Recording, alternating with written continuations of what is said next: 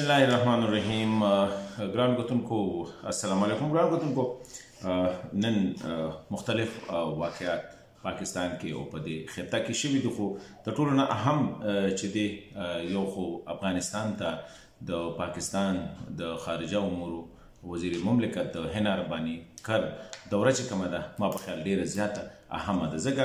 چې ما په خیال دا حکومت چې کله نه راغلی دی د تیرو داسې وګڼه چې اتو میاشتو نه تیر د اپریل دغه نه چې راغلی دی بلکې نه شپږ میاشتې وشوې، نو په دې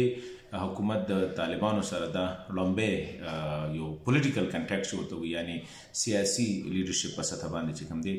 یو کنټیکټ دی، ځکه طالبانو سره یو خو دا خبره ده چې پاکستان هغوی تر اوسه پورې په رسمیت نه دي منلي، نورې نړۍ هم نه دي منلي، یو هیواد هم د دنیا طالبان نه مني، ځکه د طالبانو رویه د بده قسمته داسې ده چې هغه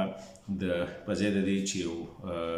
گورننس د یو ریاست په توګه باندې یا د حکومت ذمہوار حکومت په تور باندې د هغوی رویه یا کرداري هغوی اوسه پورې د یو سیاسي یا د یو مذهبي تحریک په تور باندې چې کوم دی هغه ملک چلی. نو د هنا دوره چې کومه ده د ډیرو حوالو سره ډیره زیاته اهمه ده. لمبې خو زه دا وایم چې پاکستان دا فیصله ډیره ښه وکړه چې په دې حالاتو کې افغانستان ته حالانکه په کابینټ کې دوه درې زنانه دي، نور ټول سړي دي، او د خارجه امور وزیر خارجه بلاول بټو زرداري صاحب په خپله دی، نو دوی دا ډیره ښه فیصله وه چې یو زنانه وزیره هلته کې ولېږله، ځکه چې د طالبانو د بده قسمته زیاتره پالیسۍ چې کوم دي هغه د ښځو حوالې سره په هغې باندې ډېر تنقید هم کېږي او ډېر سخت هم دي، کله سکولونه بندول، کله کارونه بندول، کله بې پارکونه بندول، خو چې فیصله کوي نو د ښځو حوالې سره ښکاري داسې چې د افغانستان کې شریعت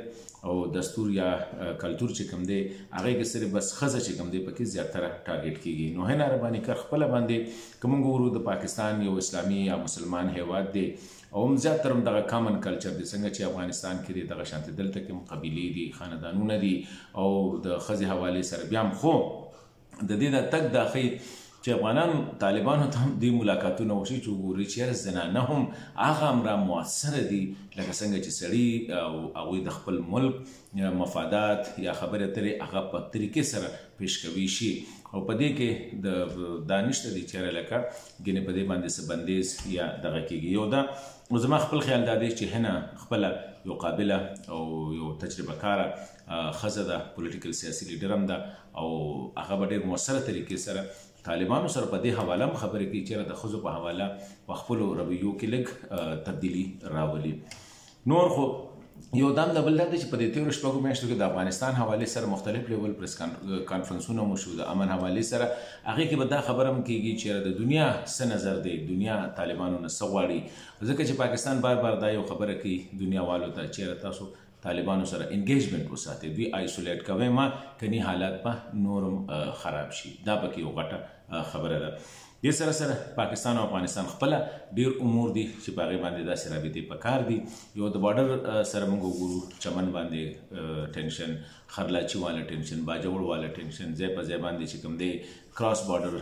ټیرریزم چې کوم دی د هغې مسایل دي، د تجارت حوالې سره ډېر مسایل دي، د ټرانزیټ ټریډ حوالې سره چې کوم دی ډېر مسایل دي، نور داسې خبرې دي. د دو طرفه افغانستان دا وخت کې هغې ته د امداد ضرورت دی، هغوی ته خاص کر افغانانو ته هغوی ته چې کوم دی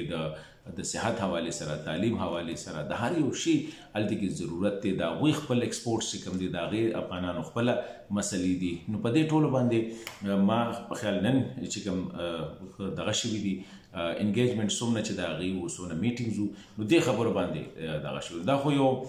آیس بریکینګ ورته ویلو شو. اوس په دې باندې بیا دغه څومره کېږي،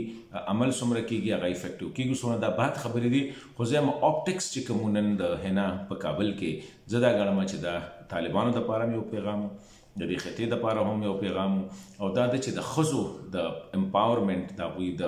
با اختیاره کولو، هغوی باندې د اعتماد کولو، هغې حوالې سره هم د افغان قیادت ته یو پیغام.